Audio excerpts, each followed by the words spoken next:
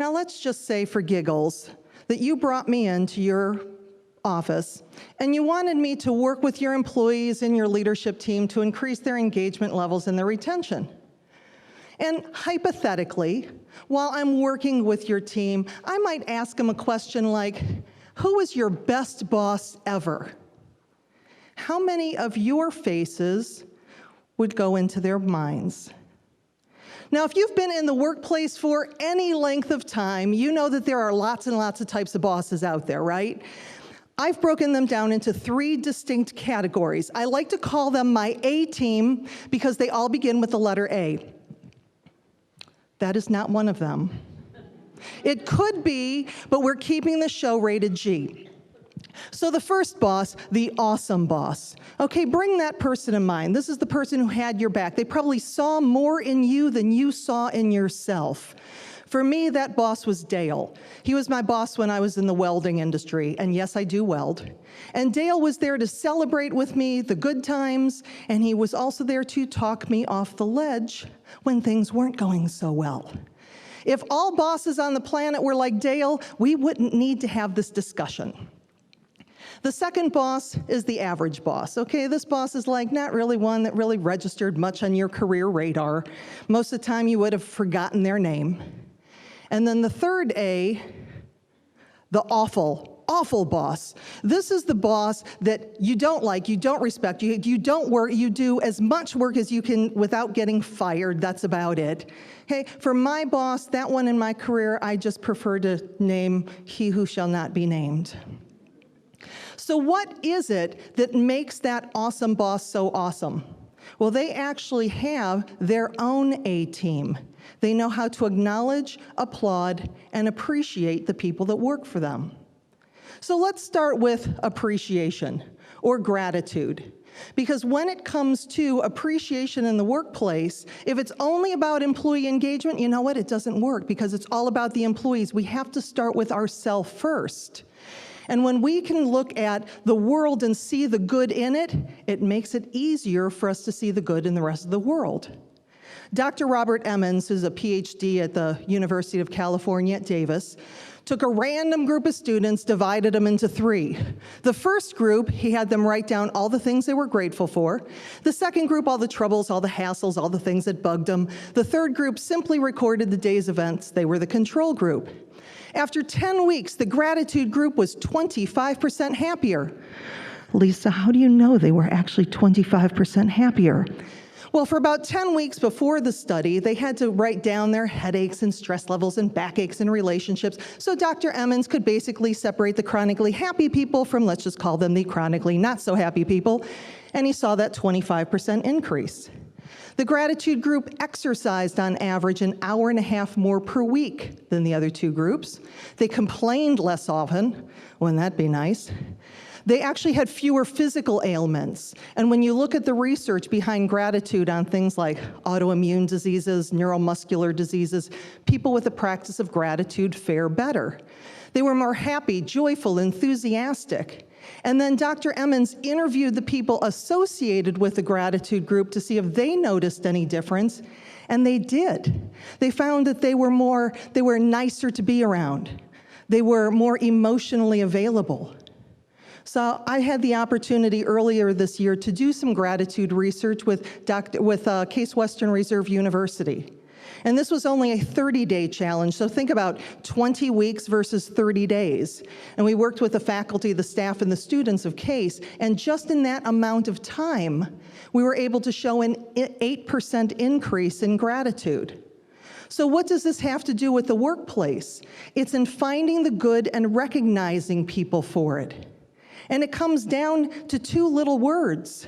And these are 2 words that you've been hearing since the beginning of time when it comes to expressing appreciation. And those 2 words, of course, would be, and that was okay. And those 2 words would be, thank you. You're welcome. This is the only acceptable response to the words thank you. Because think about what we hear instead. Oh, no problem, no worries. Yep, just doing my job. It was nothing. When somebody says thank you, they are giving you a gift. And when you say it was nothing, you're taking that gift and you're rejecting it. We complete the cycle of appreciation. And some of you are thinking, Lisa, it's not that big of a deal. I mean, when I say no problem, it's really not a problem. When I say no worries, it's no worries. The thing is, it's your brain. Your brain doesn't recognize small words. So when you say no problem, my brain is saying problem. There could be a problem. When you say no worries, my brain is saying worries. What should I be worried about? You're welcome. My pleasure. Now, some people will say, Lisa, I don't really like to say my pleasure because every time I do, it feels like I'm at Chick-fil-A. Which, by the way, is a registered trademark of Chick-fil-A. How do I know this? I tweeted about it. The cow tweeted me back. We're like this now. It's really cool. So we look at ways that we can say just thank you to people and to be specific. Because if you're thinking, that Lisa Ryan woman told me I need to thank 5 people today. Thank you, thank you, thank you, thank you, thank you. Check, was that 5? It doesn't work. We look for ways to appreciate people specifically. And that helps us to the next day, which is to acknowledge. How do I acknowledge you in the way that you want to be acknowledged? Now, you can do personality assessments. I mean, there's DISC and Myers-Briggs and a whole boatload out of them out there. But there's also something simple, the All About Me sheet. What is it about your employees? What kind of gift cards do they like? What kind of candy bars do they like? Think about it. You get all excited. I know, I'm going to get gift cards. So you go to Starbucks and you buy a couple $100 worth of $10 gift cards so your employees can buy, a half a cup of coffee. And you give that Starbucks to one employee and they're like, I am a McCafe guy, don't like Starbucks.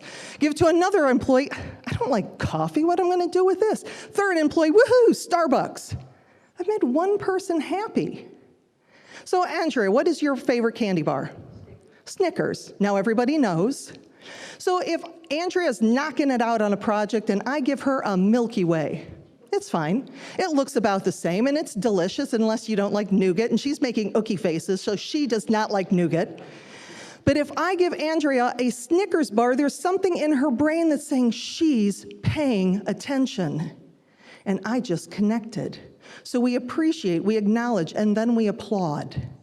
Marshall Asada did a study on the communication habits of teams. And he found that on a high-performing team, it's a 6-to-1 positivity ratio. For every one negative thing a person on that team would hear, they'll hear 6 positives. And that wasn't like, oh, yay, everything you do is so good. That's a good start of an idea. Let's see how we can build on it. It's respectful communication. On an average performing team, it's 3-to-1. 3 positives for every 1 negative. At 3-to-1, you are neutral. Your employees are rowing the boat just quickly enough so that it doesn't sink. But on a low-performing team, 3 times more negatives than positives. That's almost like being in bumper-to-bumper traffic. For every 1 person who smiles and waves and lets you in, there are 3 people honking the horn and screaming obscenities. Is that what your office feels like?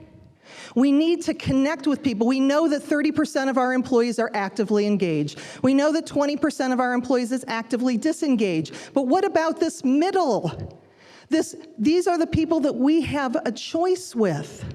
What if that person who's not a rock star, not a problem child, but for the first time we said, you know what? I really appreciate that you're here. Thank you.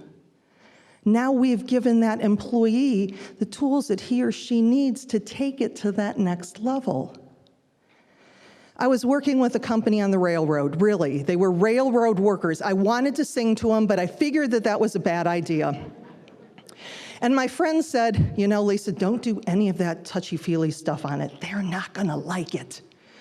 So towards the end of the program, I'm like, oh, what the heck, I'm just gonna see. And I told the guys, I said, you know what? You guys have been working together between a year and 30 years together. I bet that you have not thanked the people that you work with appropriately. I said, so I want you to do that right now. I want you to get up and go find somebody that you need to thank. Thank 3 people today. And then I held my breath. Please let this work, please let this work. It was magical. They got up, they're high-fiving each other, shaking hands, doing the one-hand man hug.